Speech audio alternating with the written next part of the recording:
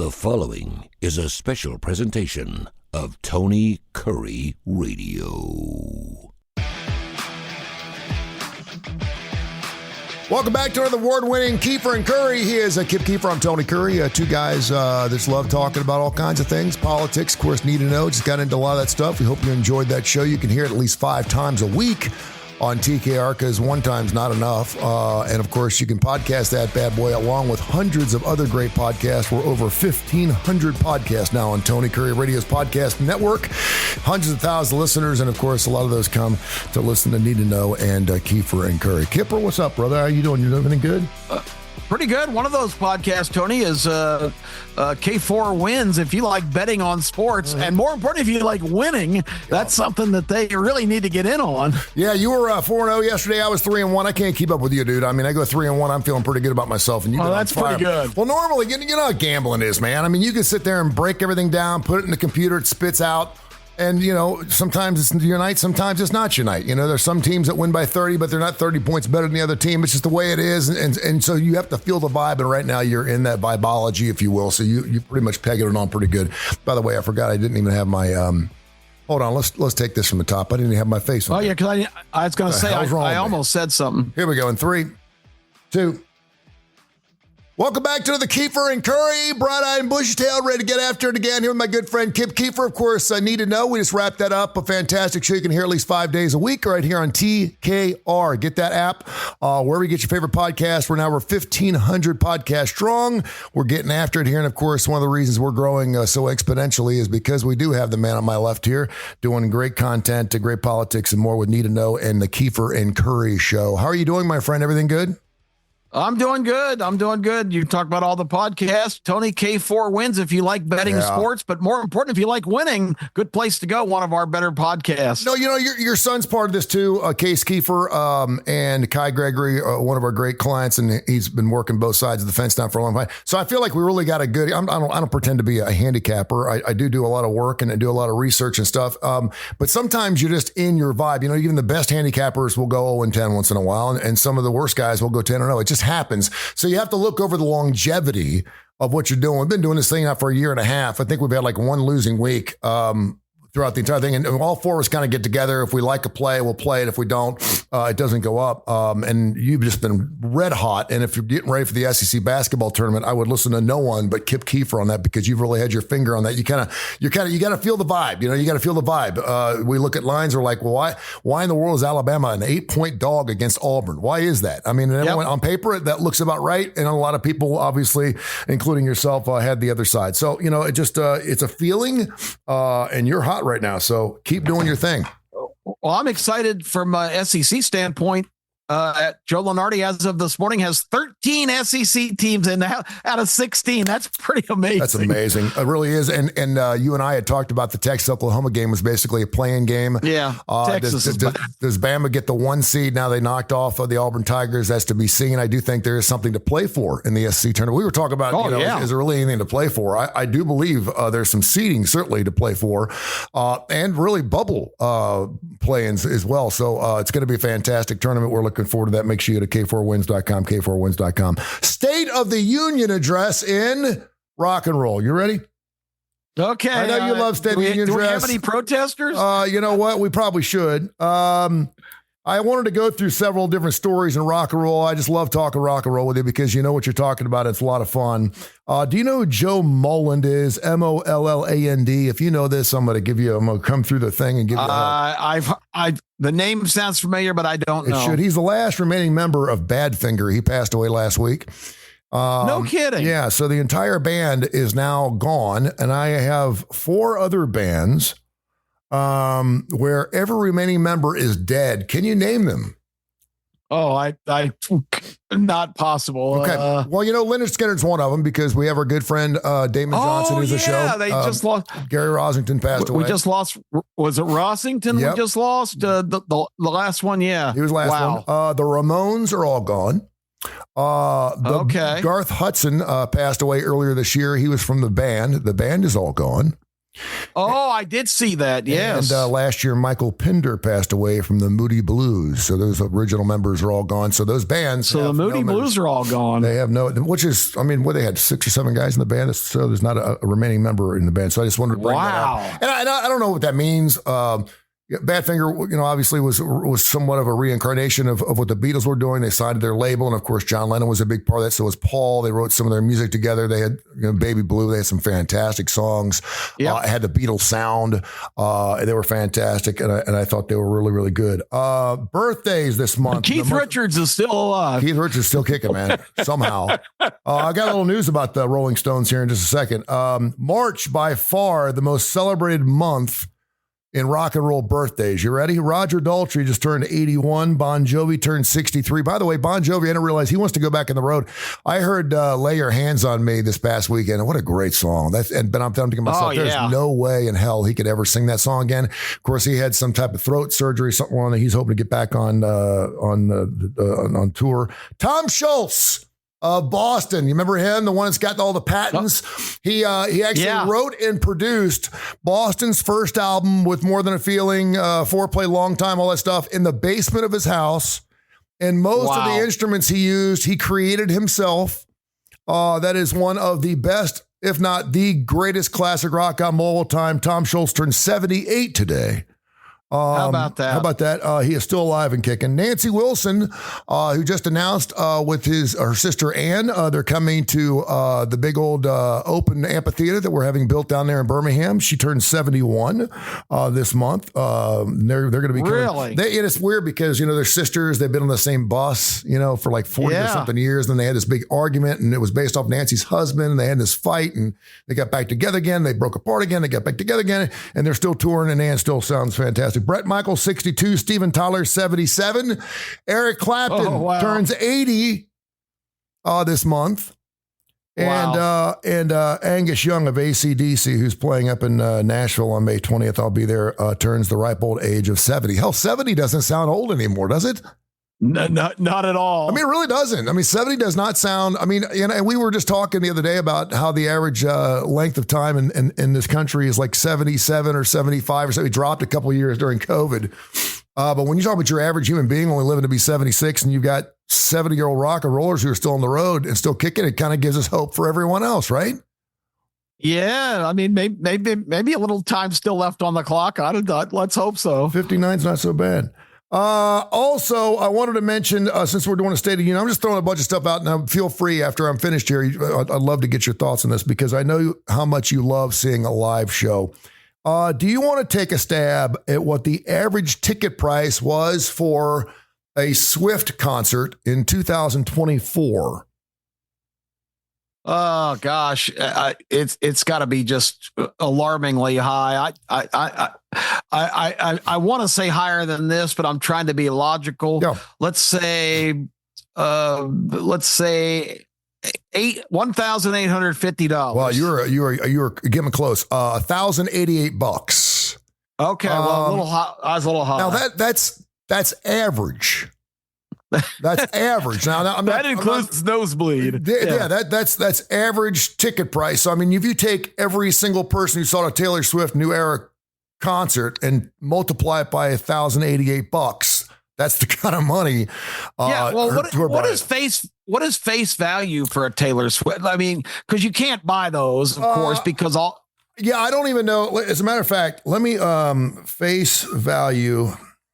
Because that's an intriguing question, because that's another great discussion if we're talking about live shows. That is a great question. A regular person can't buy a regular ticket. Taylor Swift tickets.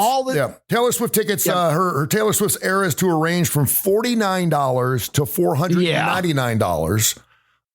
So nosebleeds are $49. But those didn't exist. I mean, there was not a $49 ticket sold.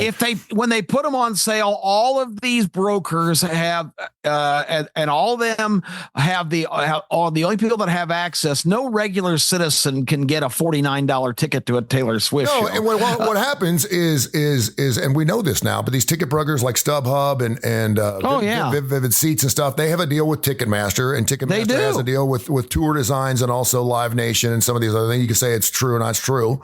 And they, instead of us standing in line for 3 or 4 days like we used to outside the Magic Platter, Parisians, or whatever, trying to get front row tickets, they allot probably 2/3 of the tickets. If there's 10,000 seats, maybe 6,000 or 7,000 seats are already sold off to these third-party companies for a price. They're paying a lot more than what the ticket price is. And then, of course, then that gives us the chance. Now listen, I will say this.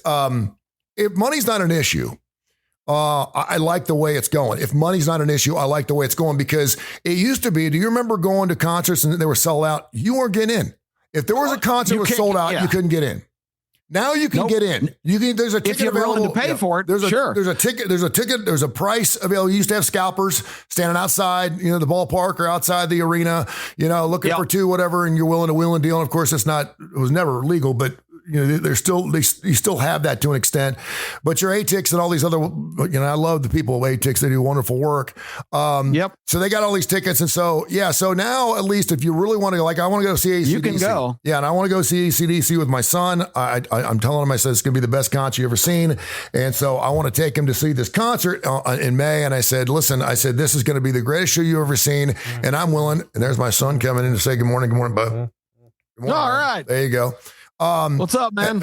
And I wanted to make sure that I said, your ears are going to ring for 3 or 4 days. And he goes, really? He goes, what are you going to spend, Dad? I said, I'm not going to tell you what I'm going to spend, but I'm prepared to spend, whatever it takes to make sure, because I'm not sitting in, this was the last time I'll ever see him. I'm not sitting in nosebleeds. But as a guy that used to go to 10, 11, 12, 13, maybe concerts a year, this will probably be the only show I go to. So I'm willing to drop $500 or $600 a ticket. Sure. Average ticket price for Taylor Swift, $1,080. Give me the average ticket price for a concert, the top 100 tours in 1996. In 1996? Yeah. I would say like $75. $25.81. That is unbelievable. And that's not that long ago. For inflation purposes, and you're like, what about inflation? For inflation purposes, that's roughly about $52. So still, $52 is a dinner at McDonald's now. What was the average ticket price for the top 100 tours of 2024? I'm gonna say about $250. $135.92. So now I remember when the Eagles came through town with Hell Freezes Over, and I think that was 1998, 99, something like that. Yeah. And it was the first time we'd seen a $100 ticket in this town, and people were like, "Whoa, we're spending $100." I think it was $99, and let me tell you what, it was well worth every price. Chicken feed. I'm thinking to myself, "Wow, that was nothing back then." But when the average ticket price was $26, $99 seems like it's quite the pill. By the way, you could have seen Bruce Springsteen in 1975 for $7.75. On his tour. That's what the going price was. 1981 to 2012 concert prices. That's where they really jumped up, exceeded over 400%, which was much higher than the 150% that the consumer price index inflation actually added on. So ticket prices have just gone crazy. And listen, it's a supply and demand thing.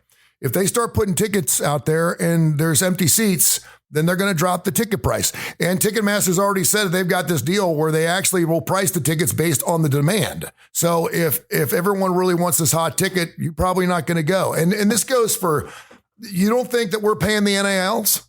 You don't think we're paying these quarterbacks that are making millions of dollars? You don't think we're paying their ass? We're paying for it. The fans are paying. Well, you and I talked about, now you and I have both been blessed, you more so than myself. And I'm ecstatic for you because you've worked your ass off for everything you've got in your life. But ticket prices don't really change a whole lot. If you need to go see a show or you want to go see a show, you want to sit in the front row at this stage. At a thing, you're going to go. I'm probably at that point, but it certainly hurts me a little bit more. But if you're average Joe, and that's taking an effect. Well, you still got kids at home. Well, that's true. But it's also taking an effect, Kip, that I used to never pay for tickets. Oh, of course not. And you were on stage introducing half of these people. I mean, I never paid for, of course not. I can't remember the last time. I mean, I paid $300 for $600 for a pair of tickets for the Doobie Brothers. The last time they played the Oak Mountain Amphitheater, that was like 2-3 years ago. And it was $600 for the Doobie Brothers, a band I'd seen them like 25 times. But it was the first time that Michael McDonald sang with them. And I was like, I got to see, because I love Michael McDonald. I would have loved it if he would have sang some of his solo stuff, but he didn't. and it was well worth the entire price. So, it's one of those things now we're going to have to start picking and choosing on who we get to see. We don't get to see all the shows, but I never paid for a ticket. And of course, I was always backstage. I was always doing my thing. The other thing that I think is really interesting is as these rock and rollers have gotten a little older, they're getting cranky. And what I mean by cranky is they're on the road, they're 75 and 80, and they're not playing the songs that we want to hear. For example, Warren Zevon, the last 20 years of his career, would not play Werewolves of London, which was, of course, one of his best songs. Which is known for, Yeah, which he's known for. I saw Todd Rundgren play down at Work Play about, I say 6 years ago, so it was probably closer to 10. And he played I Saw the Light. And then he said, if you're here for all those other, pardon me language, if you're here for all those other pussy slow songs, you're not getting them tonight. We're rocking. He said, so if you're here to hello, it's me. Hello, it ain't happening. And then he went into a rendition of Lunatic Fringe from Red Rider, which was like, what the hell? I mean, he rocked. I mean, he did sing Love Is the Answer, which was really bizarre because that's good. He wrote that song for England and John Frocoli. And when he was with Ringo Starr and his all-star band, he actually played that song. And if you ever get a chance, if you love that song, Love Is the Answer, go listen to the Todd Rundgren version of that song. It's amazing. It's really, really incredible. So he went play Pat Benatar. She is on the 80s cruise as we speak, and you will not hear Hit Me With Your Best Shot, her most famous song, because of her anti-gun stance. She believes that, wow. Which is pretty amazing. Rolling Stones, we know all about this. The last time they toured, and they're going back on the road, will not play Brown Sugar.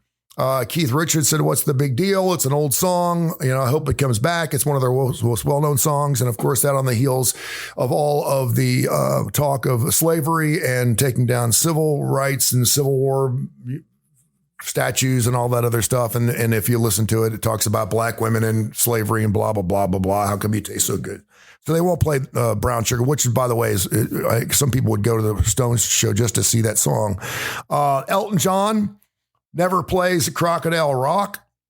He never did. He's done. He doesn't play any more music anymore. He just played his last show several weeks ago. But he said that song was a joke, and he said it was written as a joke, and I'm not singing it. He never sang it. Madonna would never sing Like a Virgin the last few times, and I think she's going back on the road too. That's a show I've never seen before. You've never seen it? I've never seen it, and I feel like I owe it to myself to go see her one time. I never saw Michael Jackson, which I wish I had.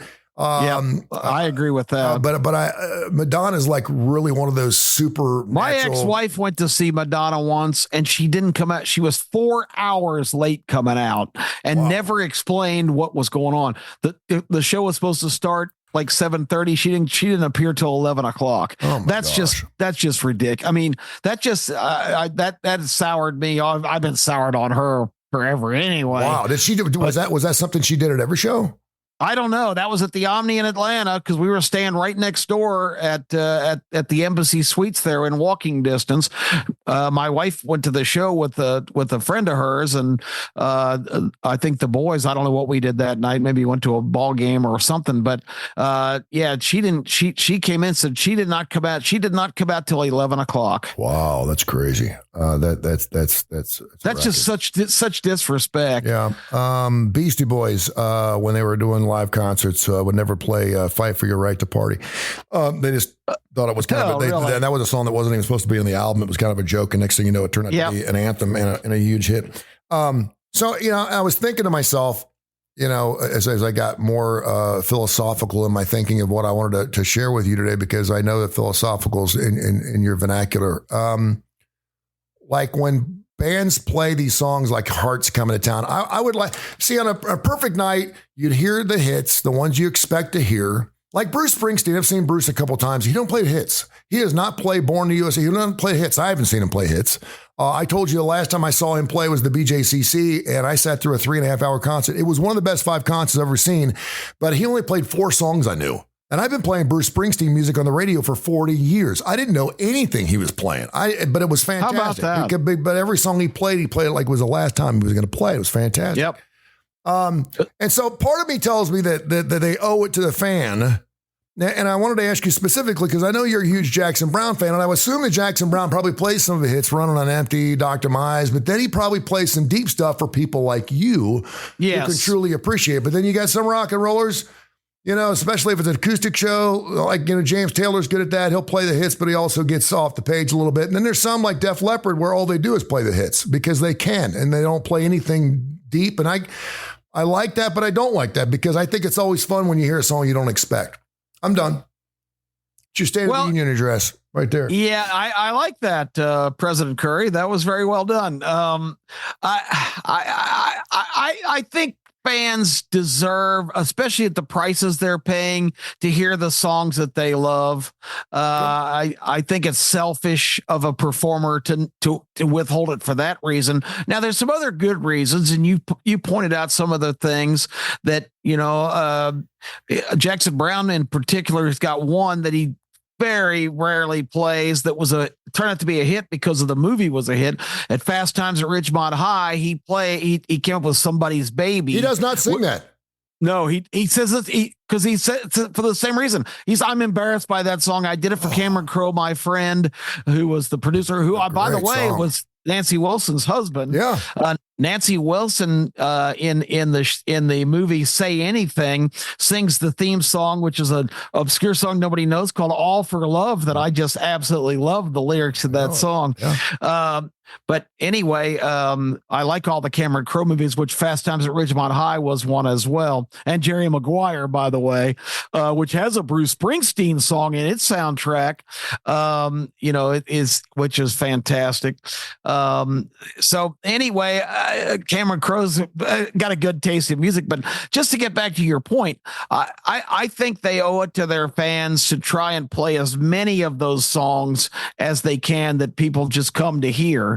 And especially when you get to the kind of the end of the line, sort of, late in the career stage, nostalgia is huge. I mean, you want to be taken back to that experience when you saw a performer back in the late 70s or early 80s when you were still just a teenager, and even there are some hit songs that I don't really want to hear because I'm kind of sick of them. But on the other hand, I feel people that don't really know a whole lot of the songs, that is one of the great allures. If you get a resume and a catalog where you've got all these great songs that people know, I just think it's a lot better show if you mix in as many of those as possible. I think Buffett was one of those guys too, where he had his greatest hits. No one knew. I mean, they knew Margaritaville and Brown Eyed Girl. I knew some of his songs.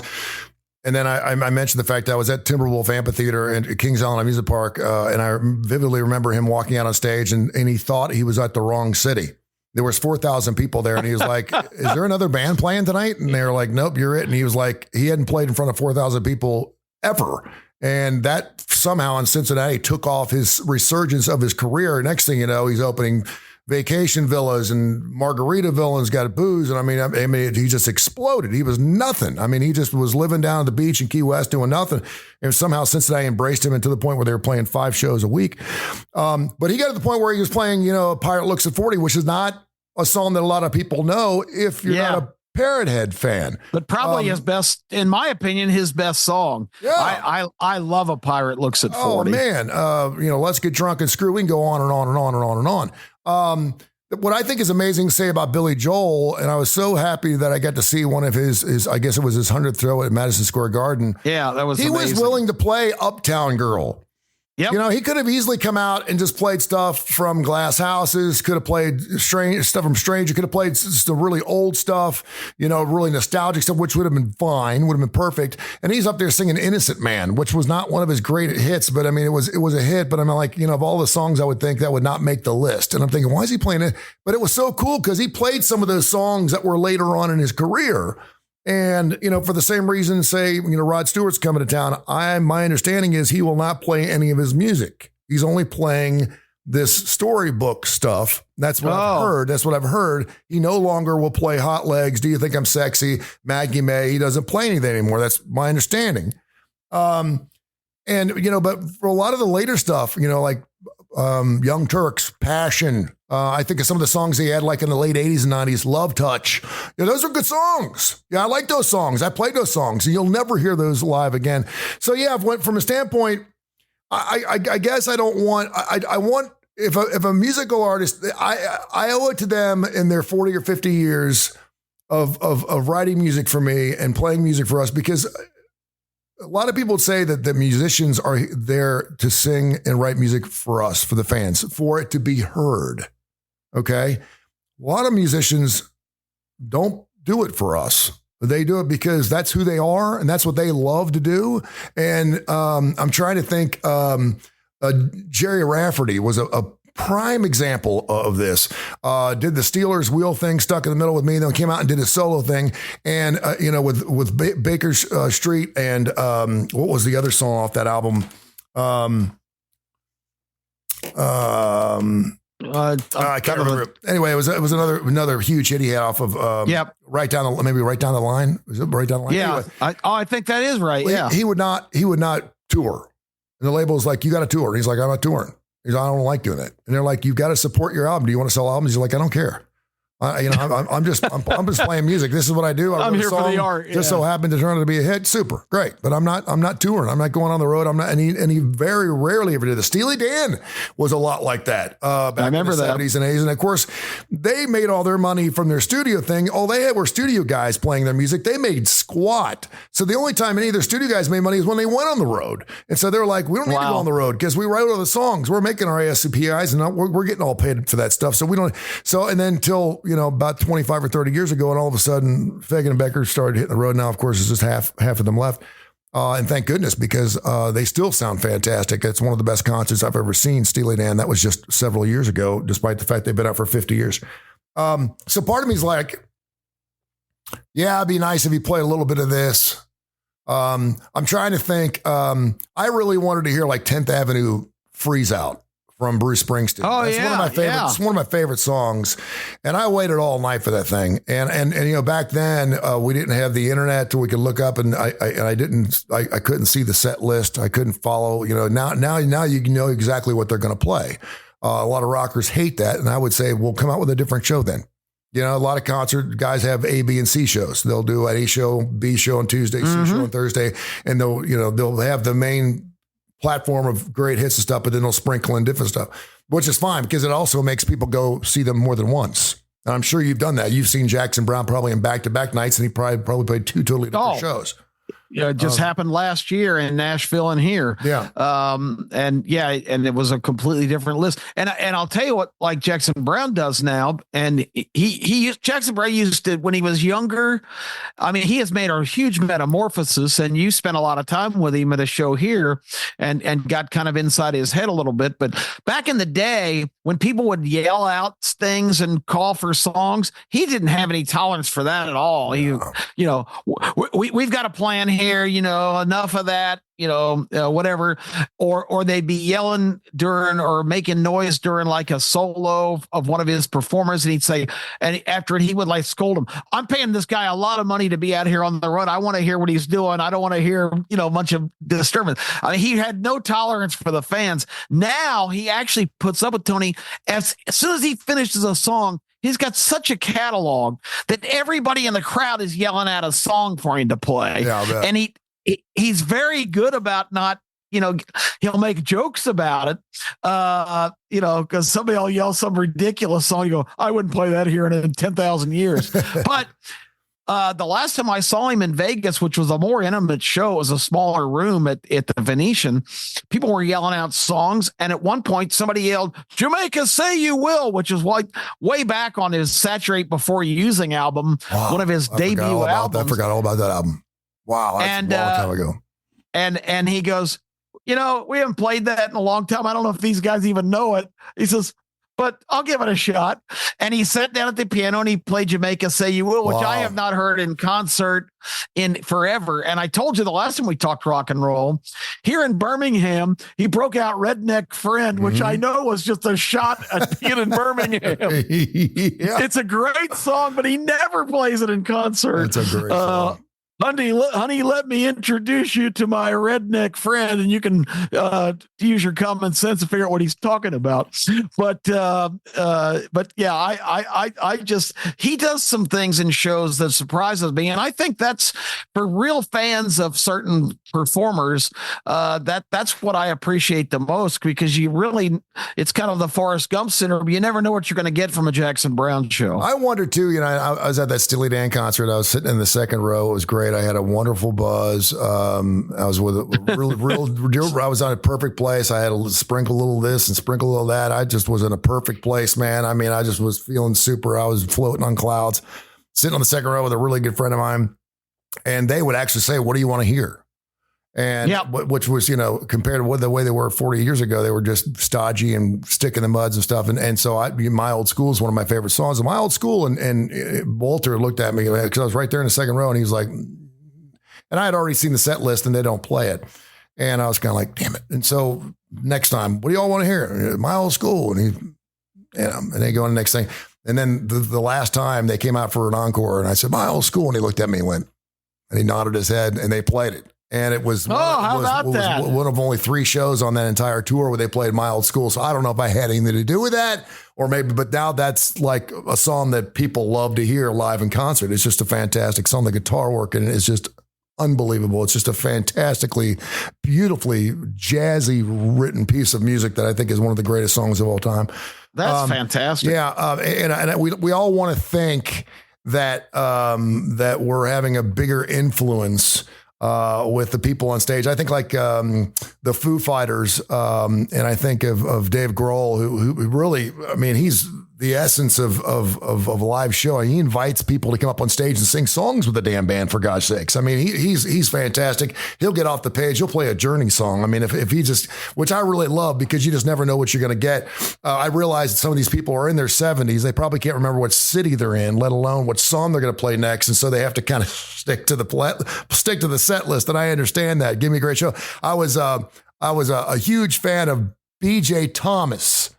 And BJ Thomas was playing a concert, not Lynn Park, but it was another park down in Southside with the Alabama Symphony Orchestra. Had to be 20 years ago, and thought he was in Cleveland, Ohio.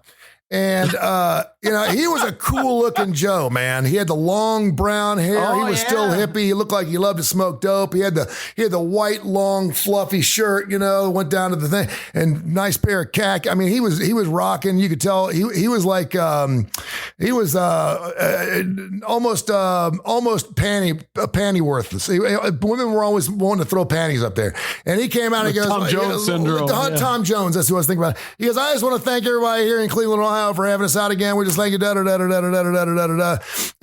people just got real quiet. And he goes, I'm just fucking with you. I know I'm in Birmingham. And he didn't know he was in Birmingham. Someone was like, hey, BJ, we're in Birmingham. And then of course he went into the theme song to Moonlighting. Remember, he wrote the theme song to Moonlighting with Bruce Willis. But it was a fantastic show. So yeah, but I love artists, and I think as we've gotten older, James Taylor's done this wonderfully. He did a whole concert where he was by himself, and he had a reel-to-reel machine, and he put the reel-to-reel machine on the floor, and it would play along with the music, and so it would play the background music. He would play a lead guitar and sing the song. So it was a cut between a full band and an unplugged, if you will. And it was fantastic. And I don't know. That's innovative. Yeah, it was really interesting. You'll see that, when you go to like Hacienda tonight and have dinner, and you'll see some dude with his little drum machine, and he'll be sitting there playing acoustic guitar. And it just made for a much more beautiful, intimate setting, much like you probably had with Jackson Browne, because you really felt like you were there. And again, I've never been in this situation. I won't know what it's like to broadcast my last show. And I don't know where that last show will be. I don't know what medium it will be on. I don't know if I'm even going to control. I didn't even control my last show I did on terrestrial radio because I was on jobs and I got fired after the show. And I was like, man, it would have been nice to say goodbye. I mean, after 33 years. But they don't want you to do that. No, after 33 when they ended my show, The Ride Home, the program director, whose name I shall not mention, Matt Murphy. Thank you. You're welcome. Was at the station at 7:00, which I should have known was bad news. And he came in and said, that was your last show. I mean, that's such bullshit. Yeah, it really is. Like I'm going to go off and criticize management the next day if I get to come back. Yeah. And I was, again, this is sour grapes, but That's good. I understand. Decisions in that business are a lot of times not based on performance or numbers. It's based on people's egos, and it's really just shameful that it's done that way. Spot on. And I was just thinking about this the other day because someone asked me the other day if someone offered you $200,000 to go back on terrestrial radio, would you do it? And I was like, no. And they're like, really? And I'm like, now 3 or 4 years ago, maybe I was in a little different spot, going through a divorce. Money was tight, got 3 kids. To know that I had a check coming in every 2 weeks would have been something I considered. Absolutely. I mean, I went to Atlanta, looked at a job opportunity, went to Dallas, went to Louisville. I looked at some other things and they were offering me $65,000. I was like, I made that in bar money last year. That's not what I'm going to do. So, but now, it just took some time. But now, I would never be able to do I'd never be able to work with you. We would never do a television show on ABC 30. Well, things work out. You just have to be faithful. You have to be trusting. You have to surround yourself with good people that you trust that will straighten you out and tell you what the deal is. And I consider you one of those people in my life. And, a lot of people don't realize that someone was like, how's your best friend Kip? I said, I use that. I don't use that term very, very loosely, best, because that says a lot about a person. I said, but what I realized is he's been around as long as I have been. I said, we never really worked together. Of all the times, I used to see you in the hallways, I used to walking up and down hallways of radio stations, but we never worked together. So the opportunity was there, and so I fully took advantage of that. But it's interesting because the band situation. When we were talking about doing our last show, and we kind of got off on a tangent there, which I thought was very apropos.